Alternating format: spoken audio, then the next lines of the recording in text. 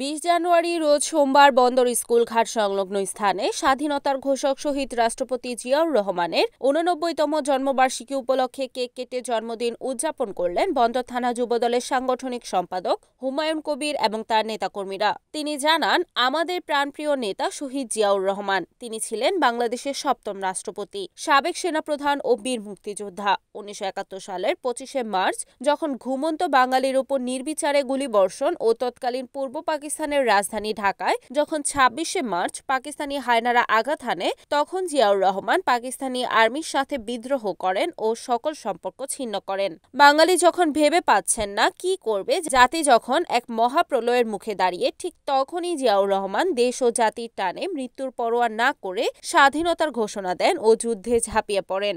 অন্যদের মধ্যে আর উপস্থিত ছিলেন শরীফ রাসেল, ডাক্তার পাভেল, আরিফ, বাবু, মোহাম্মদ রাসেল সহ আর উপস্থিত ছিলেন বন্দর থানা যুবদলের নেতাকর্মীরা।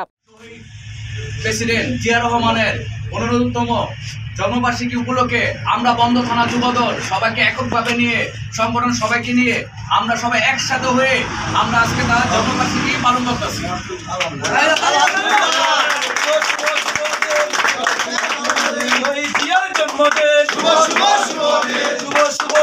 রিপোর্ট মেহেদি হাসান প্রান্ত, NEN TV, নারায়ণগঞ্জ।